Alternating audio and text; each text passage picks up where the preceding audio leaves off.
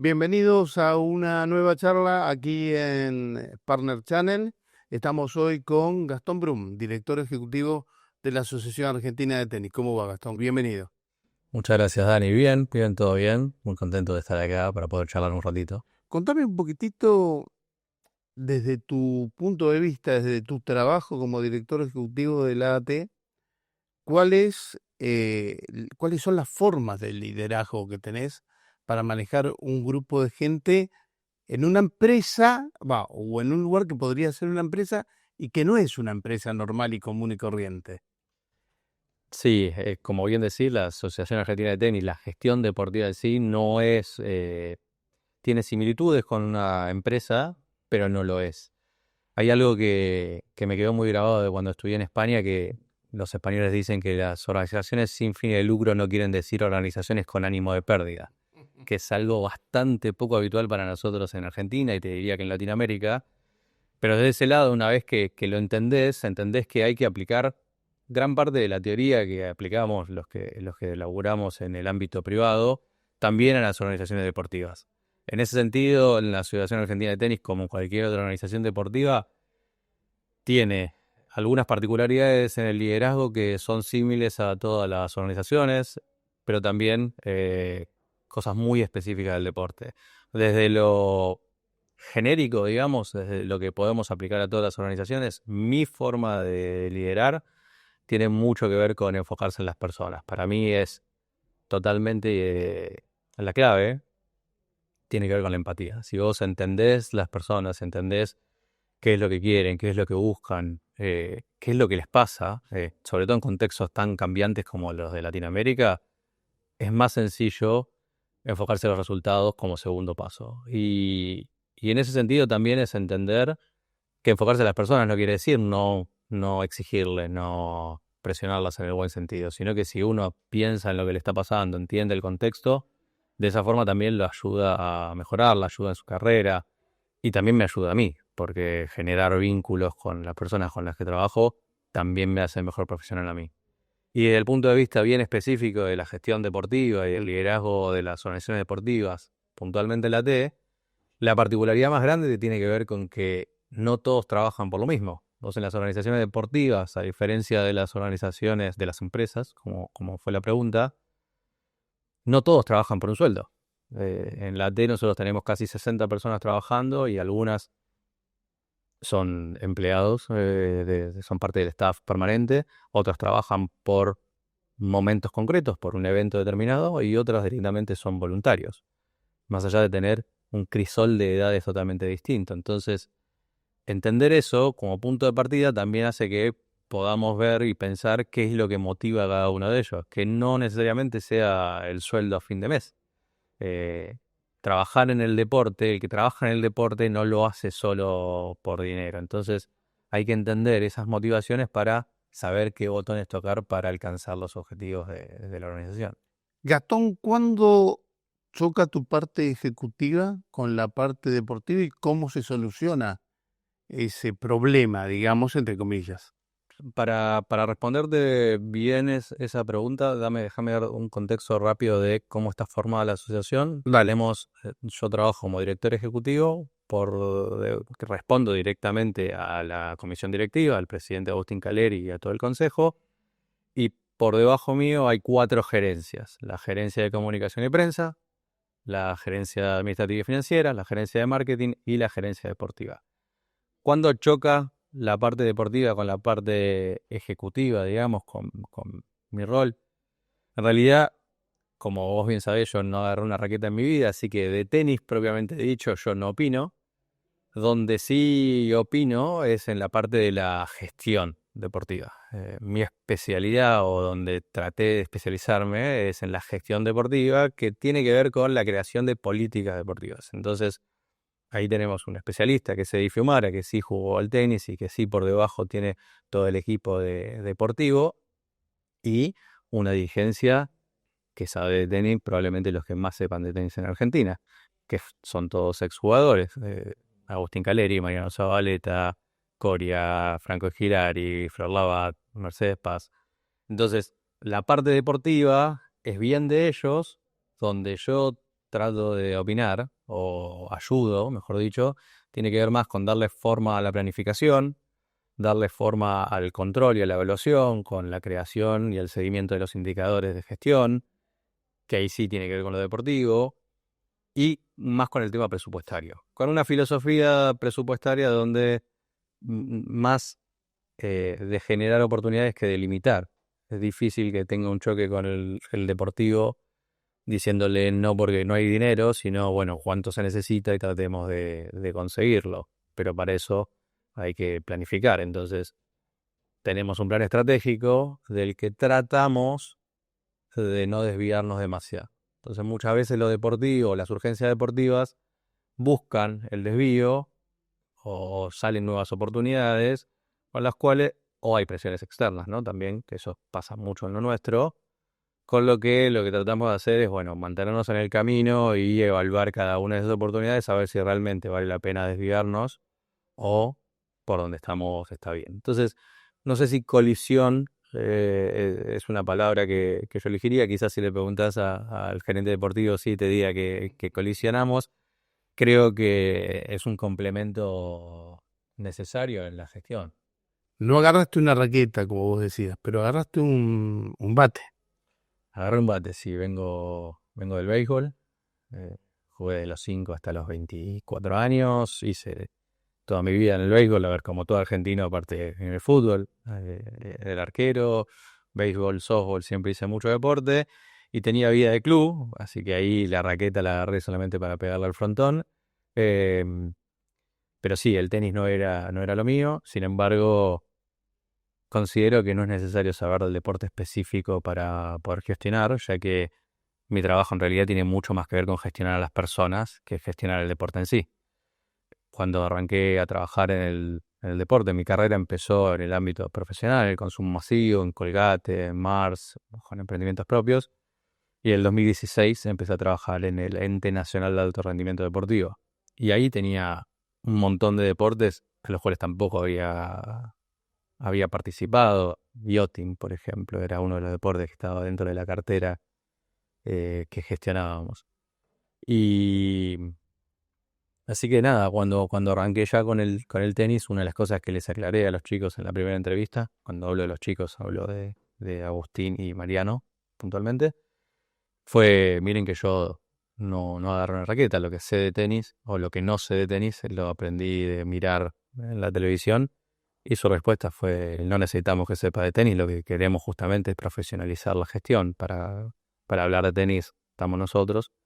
Y ahí salió el chiste de, bueno, si en algún momento me escuchan opinando de tenis, tienen mi renuncia a disposición. Creo que parte de profesionalizar la gestión es eso, ¿no? Es saber qué rol ocupa cada uno. Y el mío no es hablar del saque, del drive, del revés, sino de ayudar a los que realmente saben a maximizar sus posibilidades. ¿Qué fue lo primero que tuviste que hacer desde tu rol de director ejecutivo en la AT? Primero aprender. Lo primero que tuve que hacer fue aprender.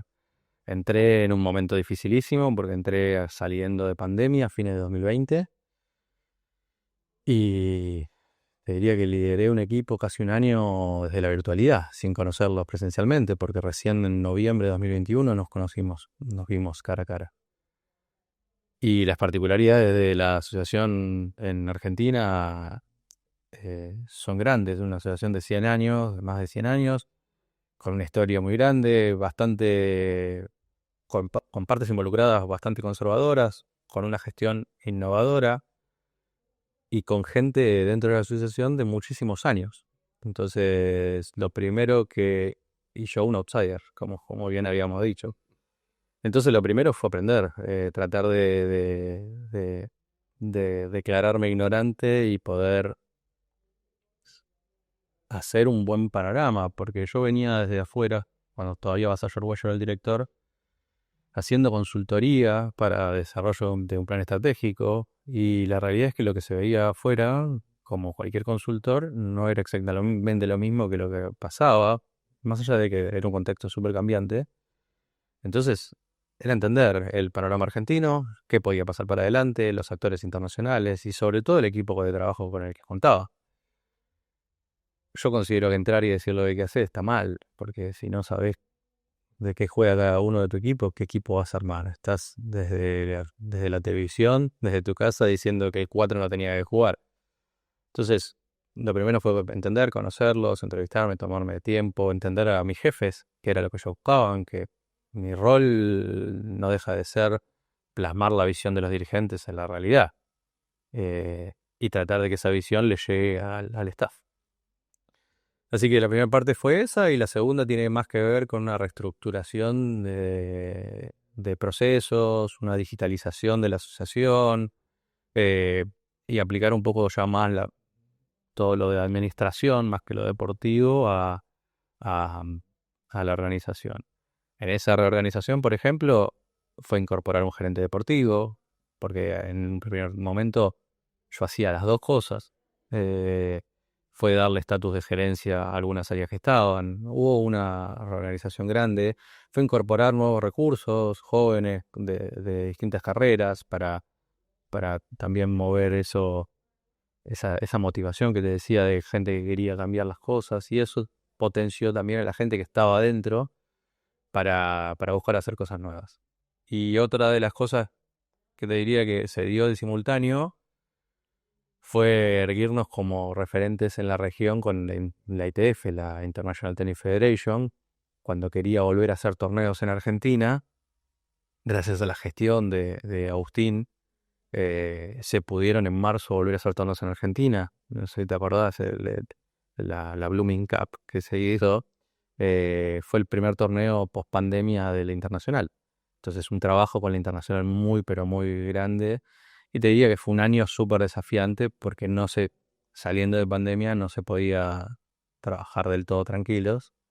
eh, pero pudimos detectar grandes oportunidades que nos sirvieron para crecer todos los años. Todos, Gastón, nos mandamos macanas en el trabajo. ¿Cuál fue la primera tuya en la asociación? Creo que el primer error tiene que ver con asumir que con lo que sabía de antes se podían hacer cosas y que solamente por el hecho de ocupar un rol nuevo, la gente me iba a escuchar. Creo que ahí hay un cambio en el liderazgo y en las relaciones interpersonales muy grandes, que es ya antes ibas al colegio y lo que el profesor decía o lo que la maestra decía era palabra santa. Volvías a tu papá o tu mamá y le decías, me dijo tal cosa y tiene razón. Hoy ya no es así. Ni lo que te dice el docente, ni lo que te dice el médico, ni lo que te dice el jefe. Vas y lo googleás. Entonces, creo que en gran parte mi primer error fue tratar de imponer algunas cosas, algunos cambios que veía que funcionaban en otros lugares, sin todavía convencer. Y en ese mismo sentido, no sé si te acordás, pero muy pronto de la gestión dirigimos la Billie Jean King Cup en Córdoba. Sí. Y fuimos con un equipo muy chico, pero muy chico, en el cual dirigí yo, el equipo y la Billy. Y yo entendía en ese momento el liderazgo como si hay que mover las sillas, voy y las muevo. Si hay que... Y no digo que no haya que hacerlo porque se me caigan los anillos, sino que lo que digo es que el rol del director ejecutivo debería estar más en lo estratégico, porque si estás moviendo una silla no estás pensando cuál puede ser el próximo error. Entonces, si la silla no está donde está, la responsabilidad no es del todo tuya, siempre es tuya porque sos el responsable justamente de todo lo que pasa debajo tuyo. Pero a mí me pagan por pensar más que por hacer. O deberían pagarme por pensar más que por hacer. Entonces creo que el primer gran error fue ese, haber ido con un equipo muy chico, no subestimando el evento, sino sobreestimando nuestras capacidades y mis capacidades. El evento salió muy bien, pero el costo fue muy grande y después me di cuenta que sí, puede salir bien. El problema no es cómo salga eso, sino que no somos solamente una organización que hace eso. Entonces, cuando yo estoy haciendo una cosa, dejo de hacer otras. Entonces, de a poquito fui metiéndome en algunos eventos, dirigiéndolos para entenderlos, pero para saber qué pedir el día de mañana, más que para seguir gestionándolas. Y hoy solamente dirijo la Davis. Todos los challengers y todos los futuros ya tengo un equipo en el cual confiar permanentemente para eso, porque también sé qué pedirles. Entonces creo que ese error del inicio se logró convertir después en un activo. El costo no fue tan grande, por suerte, Lo fue, porque terminé en cama una semana, pero terminamos porque el equipo fue agotador, pero creo que sirvió como aprendizaje. Gastón, antes de volver al trabajo, de volver a la asociación, personalmente, ¿cómo te relajas del trabajo? ¿Me relajo del trabajo? Esa es una primera pregunta. Mira, yo tengo un gran problema que trato en terapia, por suerte, que es que mi hobby se convirtió en mi trabajo el día que mi trabajo se convirtió en mi hobby. Entonces, mi tiempo libre yo trabajo más. Por defecto trabajo. Más allá de trabajar en la asociación, hago consultoría para otras organizaciones deportivas, doy clases para Argentina y para el extranjero, también de gestión deportiva. Entonces, digamos que si en mi rato libre siempre tengo algo para hacer, si lo quisiera hacer. Y naturalmente me sale hacerlo porque realmente tengo la fortuna de que me gusta lo que hago. Entonces ya desde noviembre que venía pensando, tengo que tener un hobby, tengo que cortar. Hay algo que escribió una, una periodista argentina que habla de el privilegio de la pausa. Y entonces empecé a pensar, bueno, ¿qué puedo hacer? Y quería tocar un instrumento, así que a mí me gusta mucho leer, pero no estaba pudiendo leer porque leer requiere el ejercicio de sentarte a leer. Y no quería tocar un instrumento porque no me gusta ser malo en algo. Entonces no quería ir a aprender un instrumento a los 36 años y empezar de cero. Así que un amigo que me conoce me dijo, llévate el piano de casa mañana. Me bajé una aplicación y toco todos los días alrededor de media hora. Me siento y toco el piano, con la suerte de que el piano relativamente es grato, tiene una devolución inmediata donde por más que toque mal, saca sonido, entonces me divierto y me genera ahí una recompensa inmediata. Y estoy leyendo todos los días. Pero la gracia de esto, y por eso te hice la introducción, es que para poder hacer todo esto, yo cuando llego de trabajar, en vez de entrar a mi casa, me voy al bar de enfrente. Y en el bar de enfrente, tomando un cafecito, tratando de relajar, leo al menos un capítulo por día. Llego a casa, me siento en el piano y después ya sigo si quiero seguir trabajando o haciendo otra cosa. Pero es como que en mí tengo que ponerme la rutina de esto de desconectar, que la necesitamos todos. ¿Cómo ves la asociación de acá a 5 años? Planificar a 5 años en Argentina es ciencia ficción, Por eso no pregunté a 10.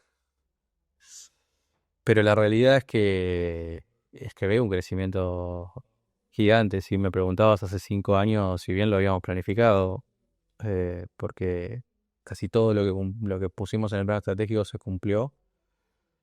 Si podíamos llegar a donde estamos hoy, te decía que era ambicioso. Yo creo que cada 5 años va a haber un nuevo cambio en la matriz competitiva. Creo que por cómo viene todo en el país, vamos a reforzar nuevamente las competencias nacionales. Creo que hay una oportunidad grande en eh, seguir y ampliar la utilización de la información para la toma de decisiones.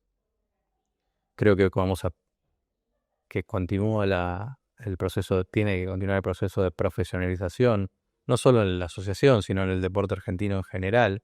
Creo que hacia ahí es donde se va entendiendo profesionalización, no con pago para todos, o no necesariamente, sino con gente preparada para ocupar cada uno de los roles en la gestión deportiva. Eh, Creo que hay una oportunidad muy grande a nivel nacional. Hoy juegan 4.5 millones de personas al tenis, según la última investigación que hicimos junto con la internacional. Ese es el 10% de la población. Nuestra idea de acá a 5 años es que jueguen 5.5 millones. O sea que debería haber un crecimiento. E instalar el tenis como el primer deporte referente a si querés hacer un deporte por salud, que por lo que juegan 2/3 de las personas lo hacen por temas de salud. Entonces, básicamente, para hacerte un resumen, de acá a 5 años lo veo como el deporte uno en términos de si quiero hacer un deporte por salud, voy al tenis. Lo veo con 5.4 millones de personas jugando. Veo un crecimiento eh, grande en la participación femenina en el tenis. Veo un éxito deportivo. Si bien siempre digo que eso no es directamente mi laburo. sino que nuestro laburo es maximizar las oportunidades. Creo que los argentinos las abrazan, esas oportunidades que hoy les estamos dando, así que veo un crecimiento deportivo y de todos los actores relacionados al tenis muy grandes. Hay un posicionamiento de marca de la asociación hoy respetado, y creo que ese trabajo consistente eh, que se apoya en la gestión que está haciendo Agustín Galeri va a hacer que el crecimiento es recontra posible y se va a dar. Gastón, para ir terminando esta charla aquí en Partner Channel, eh, yo creo que la asociación logró algo importante en esta temporada 2025: imponer la beca Galperina al mérito deportivo, que reparte mucha plata a los chicos que más sumen este año puntos jugando en la Argentina, con lo necesario que es para los chicos sumar plata. ¿Cómo lo lograron? ¿Cómo salió la idea? ¿Piensan extenderlo a las chicas? Coincido con vos, la beca Galperini, la implementación de la beca Galperini es innovadora. ¿Por qué surgió? ¿Cómo surge? Para mí es una consecuencia del trabajo que se viene haciendo, y brevemente te trato de decir por qué llego a esa conclusión. Nosotros cambiamos la matriz competitiva. Entonces, la asociación de tenis tiene muchos tenistas, esto vos lo sabés, muchos tenistas con muchísimo potencial, y el dinero y la inversión que requiere ser profesional es muy alta, y aún más alta para los latinoamericanos. Entonces, ¿cuál fue la idea que también se une con esto que hablamos de que nosotros fuimos el primer país en volver a la competencia internacional post pandemia? La idea fue comenzar a hacer más competencias en Argentina. ¿Por qué hablamos de un cambio de matriz competitiva? Porque lo que buscamos fue que los jugadores no tengan que salir de Argentina hasta que tuvieran la espalda económica como para hacerla, y poder tener cada vez más competencias internacionales en casa. Nosotros hoy tenemos alrededor de 40 competencias internacionales en casa por año, que casi triplica lo que había cuando comenzó esta gestión. Esto que hace que que haya más jugadores argentinos, casi el 10% de los argentinos están dentro del top 100, porque nosotros, como te decía, buscamos maximizar las oportunidades para más argentinos.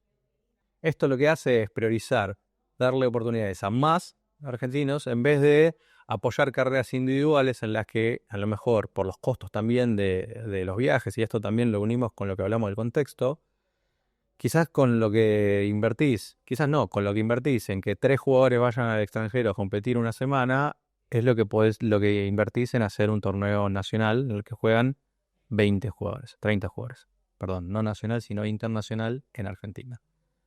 Por lo tanto, nosotros cambiamos esa matriz de no apoyar competencias, no apoyar carreras individuales para apoyar competencias en Argentina, y que esas competencias individuales sí se apoyen a través de alianzas estratégicas, como es con el ENARD, como es con la Secretaría de Deportes de la Nación, y como es también ahora con la beca Galperín. Que aparte de esto, de esta base que sentamos de lo deportivo, también la sentamos de la marca, porque alguien como Galperín, que se acerca a él a proponer esta beca, lo hace porque hoy la asociación es confiable. Entonces, no, ese es un logro de la gestión, el que alguien, un empresario tan importante, decida desde lo personal invertir en una asociación deportiva, que en realidad lo que hacemos en este caso es ser el canal para materializarlo hacia los jugadores. Y para cerrar este tema, ¿cómo es el apoyo? Bueno, lo que plantea Alperín y lo que plantea la beca es apoyar a 2 jugadores argentinos sub-23, y dentro de este nuevo proceso, lo que buscamos es seguir potenciando las competencias nacionales. Entonces diseñamos un ranking paralelo argentino, donde solamente suman puntos esos jugadores en competencias en Argentina. Por lo cual, a través de este incentivo a carreras individuales, lo que hacemos también es seguir apoyando las oportunidades para todos en la matriz competitiva como la tenemos hoy, que es de seguir haciendo torneos en Argentina, mientras que el contexto sea oportuno para hacer esto. Como empezamos la entrevista, para liderar cualquier organización deportiva, y esto la gestión de Agustín lo sabe más que nadie, debemos ser flexibles y poder adaptarnos y entender cuándo conviene ir por un camino y cuándo por el otro. Todavía la idea es seguir yendo por el lado de las competencias en Argentina que están dando grandes resultados desde lo deportivo y estamos haciendo eficientes los recursos de la asociación. Gastón Brun, director ejecutivo de la AT, estuvo con nosotros aquí en Partner Channel. Y si tuviéramos un piano, dijiste que es tu hobby, ¿con qué canción cerraríamos? ¿Cuál es tu preferida? Es dificilísimo. Mira, estoy ahora escuchando mucho a Ludovico Einaudi, que es pianista, así que iría con algo de él, que no puedo tocar, que todavía no me sale. Quizás esto que me preguntaste, en 5 años cómo me veo, bueno, sacando una canción de él. Gracias, muy amable. Por favor, besos.